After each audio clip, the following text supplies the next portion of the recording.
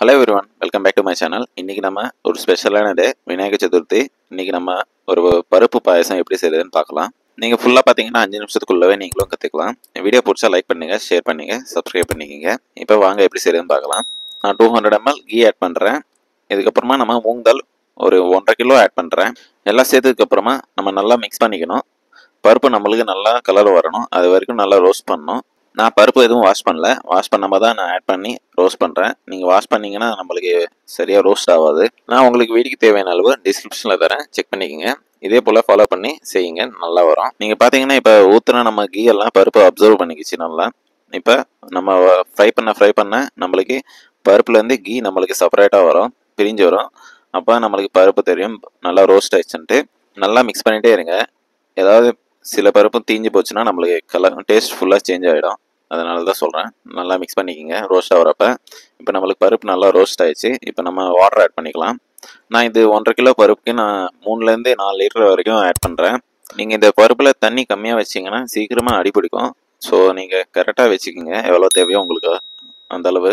இப்போ நீங்கள் ஒரு பவுலில் செஞ்சீங்கன்னா பருப்பு ஆட் பண்ணி நீங்கள் அதுக்கு டபுளாக ஆட் பண்ணிக்கோங்க. இப்போ ஒரு பவுலுன்னா நீங்கள் 2.5 பவுல் ஆட் பண்ணிக்கோங்க வாட்டரு. அப்போ தான் நல்லா இருக்கும், நல்லா பருப்பு பாயிலாகவும் அடி பிடிக்காமல் இருக்கும். தண்ணி ஆட் பண்ணதுக்கப்புறமா நம்ம குக்கர் மூடி போட்டு நம்மளுக்கு ஒரே ஒரு விசில் தான் வரணும், அதுக்கு மேலே அதிகமாக வரக்கூடாது. நம்ம ஒரு விசில்லையே நம்மளுக்கு பாயில் ஆகிடும் பருப்பு ஃபுல்லாக. ஸோ பார்த்து ஆஃப் பண்ணிக்கோங்க. பருப்பு ஒரு விசில் வந்ததுக்கப்புறமா நான் ஆஃப் பண்ணிட்டேன். இப்போ பார்த்தீங்கன்னா ப்ரெஷர் ஃபுல்லாக கம்மியானதுக்கப்புறமா நான் ஓப்பன் பண்ணி காமிக்கிறேன். பருப்பு நம்மளுக்கு எவ்வளோ நல்லா பாயிலாக இருக்குன்னு பாருங்கள் நீங்களே. நான் பருப்பு வறுத்து போட்டதுனால குக்கரில் ஆட் பண்ணி பாயில் பண்ணிக்கிறேன். ஸோ நம்ம டைரெக்டாக போட்டோம்னா நம்மளுக்கு டைம் ஆகும் பாயில் ஆகிறதுக்கு, அதனால தான். இப்போ பார்த்தீங்கன்னா நம்ம மில்க் ஆட் பண்ணுறோம். ஒரு 2 லிட்டர்ஸ் ஆட் பண்ணிக்கிறேன் மில்க் எதுக்குன்னா நம்ம டேஸ்ட் நல்லா இருக்கும் மில்க் ஆட் பண்ணால், அதனால தான். நான் இடித்த வெல்லம் ஒரு 3 kg ஆட் பண்ணிக்கிறேன். நான் 1.5 கிலோனால 3 kg ஆட் பண்ணிக்கிறேன். உங்களுக்கு நம்ம வீடியோ பிடிச்சிருந்தா லைக் பண்ணுங்கள், சப்ஸ்கிரைப் பண்ணிக்கோங்க. அப்படியே இந்த விநாயகர் சதுர்த்திக்கு நீங்கள் என்ன ஸ்பெஷலாக பண்ணீங்கன்ட்டு கமெண்ட் பண்ணுங்கள்.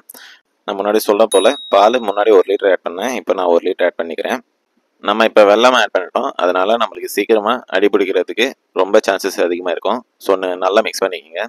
இப்போ நம்ம அது பாயில் ஆகிறதுக்குள்ளே நம்ம ஒரு செப்பரேட்டாக ஒரு ஃப்ரை பேன் வச்சு நம்ம இப்போ 100 ml கீ ஆட் பண்ணிக்கலாம். இப்போ பார்த்தீங்கன்னா நம்ம ஒரு 100 grams கேஷ்நட் ஆட் பண்ணிக்கலாம். இப்போ கேஷ்நட் நம்மளுக்கு நல்லா பொரிச்சு வரணும். நீங்கள் கேஷ்நட் இல்லாமல் ட்ரை கிரேப்ஸும் ஆட் பண்ணிக்கலாம் அது கூடவே. நான் இன்றைக்கி ட்ரை கிரேப்ஸ் போடல, வெறும் கேஷ்நட் தான் ஆட் பண்ணி ஃப்ரை பண்ணுறேன். இப்போ பார்த்தீங்கன்னா நம்மளுக்கு ஹாஃப் கலர் வந்துச்சு, கேஷ்நட்டோட கலரு பார்த்தீங்கன்னா லைட்டாக சேஞ்ச் ஆகுது. இப்போ நம்ம துருவி வச்ச தேங்காய் நம்ம ஆட் பண்ணிக்கலாம்.